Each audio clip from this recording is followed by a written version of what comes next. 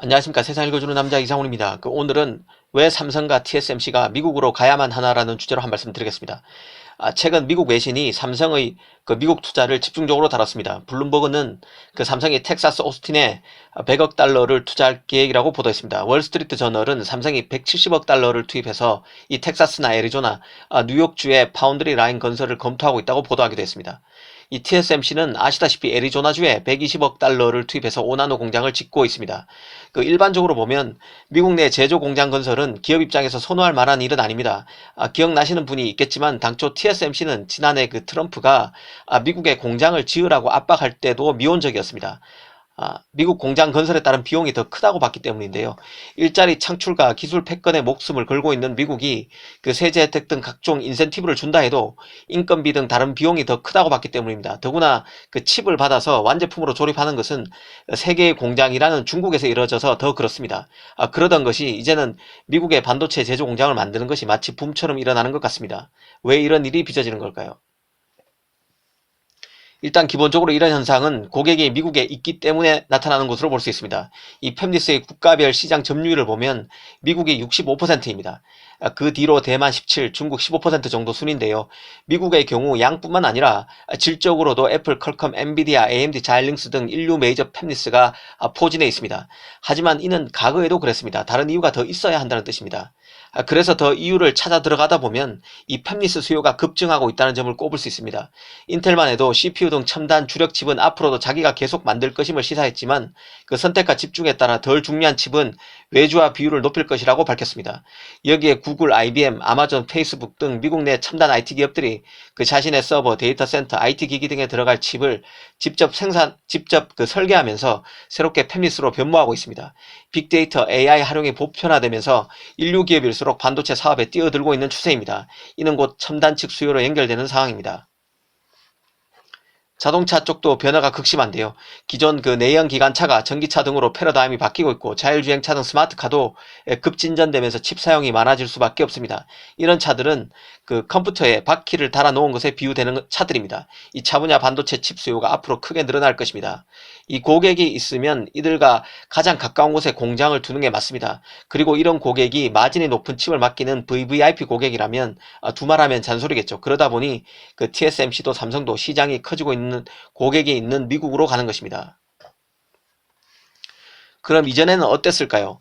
사실 삼성은 지금 미국에 있는 반도체 분야 공장이라고 해봐야 오스틴에 있는 파운드리 공장이 유일합니다. 이 공장을 1990년대 지었는데 처음에는 메모리 공장이었었습니다.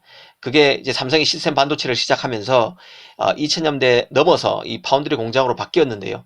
이 TSMC는 아예 미국 공장이 없습니다. 이번에 애리조나에 짓는 게 첫 공장이라고 보시면 됩니다. 왜 그간 삼성과 TSMC는 미국에 공장을 짓지 않았을까요? 사실 그럴 필요가 별로 없었습니다.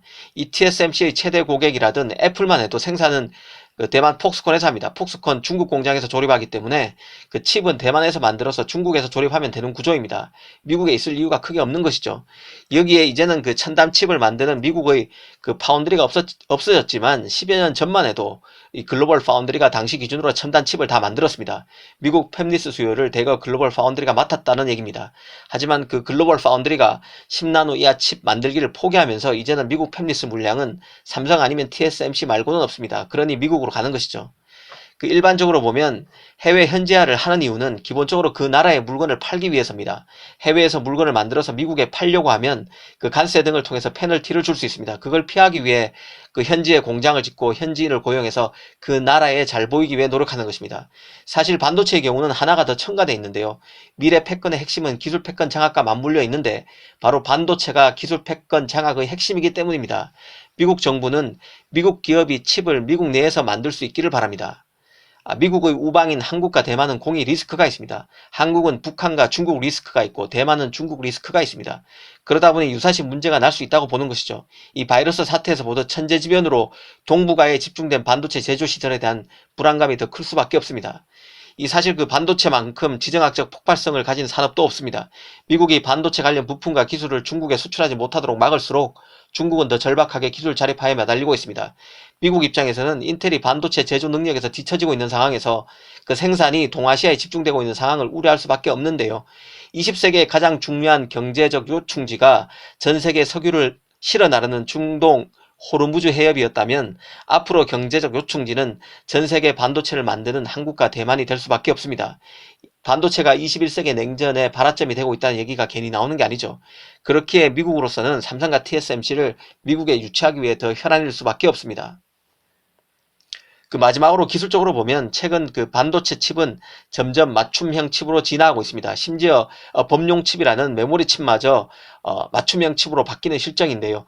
엔비디아가 그래픽 D램으로 범용 칩인 GDDR 제품 대신에 엔비디아의 주문으로 마이크론만 만드는 GDDR-X를 쓰는 것이 대표적입니다.